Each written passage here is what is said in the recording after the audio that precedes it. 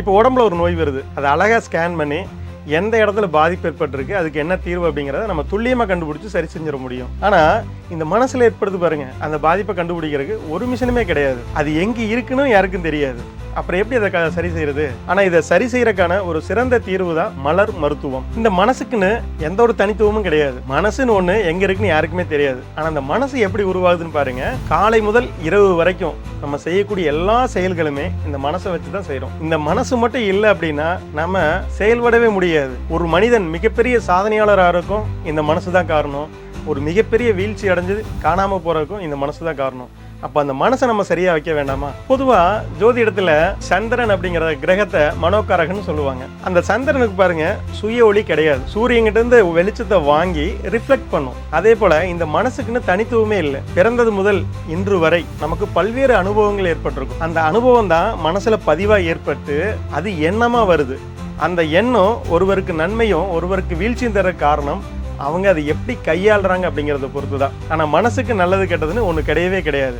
அது வெளிப்புற சூழல் எப்படியோ அதுக்கு தகுந்தவாறு மனசு உணர்வுகளையும் உணர்ச்சிகளையும் வெளிப்படுத்தும். அந்த உணர்வுகளையும் உணர்ச்சிகளையும் சரியாக பயன்படுத்த தெரிஞ்சவங்க சாதனையாளர்கள், அதை பயன்படுத்த தெரியாதவங்க வேதனையாளர்கள். ஒரு உதாரணமாக, இப்போ ஒரு கோபம் அப்படிங்கிற ஒரு உணர்வு வருது, அதை தூக்கி தலைக்கு மேலே வச்சா என்னாகு?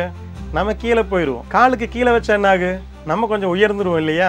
அதே போலதான் இந்த மனசை சரியா பயன்படுத்த தெரிஞ்சா நீங்க உயர்ந்துருவீங்க. அதை பயன்படுத்த தெரியல அப்படின்னா கீழே போயிருவீங்க. இந்த சாதகமா பயன்படுத்த முடியாதவங்க இருக்கிறாங்க இல்லையா, அவங்களுக்கான ஒரு சிறந்த தீர்வு தான் மலர் மருத்துவம். இந்த மலர் மருத்துவத்தை அவங்க எடுத்துக்கும் போது அந்த கோபமாக இருந்தாலும் சரி, இல்லை பயமாக இருந்தாலும் சரி, எந்த ஒரு உணர்வாக இருந்தாலும் சரி, அதை வெற்றிக்கு மாற்றி செல்லக்கூடிய ஆற்றலை தரக்கூடியது மலர் மருத்துவம். இதை உங்களுக்கு முழுசாக சொல்லி கொடுக்கறதுக்காக வரக்கூடிய ஜூன் மாதம் 12ஆம் தேதி முதல் 16ஆம் தேதி வரை இரவு 7 மணி முதல் 9 மணி வரை ஒரு 5 நாள் ஆன்லைன் வகுப்பு கூகுள் மீட் வழியாக நடக்குது. இந்த வகுப்பு உங்களுக்கு யார் சொல்லித்தராங்கன்னா இயற்கை மருத்துவர் ஹீலர் சுகுமார் ஐயா தான் உங்களுக்கு இந்த வகுப்பு எடுக்க போகிறாங்க. இந்த வகுப்பில் மலர் மருந்துனா என்ன, அது எப்படி நம்ம உடம்புல வேலை செய்யுது, ஒரிஜினல் மலர் மருந்து நீங்கள் எப்படி வாங்குறது, ஒரு முறை நீங்கள் வாங்கிட்டீங்கன்னா போதும், நீங்களே திரும்ப திரும்ப அதை தயாரிச்சுக்க முடியும்.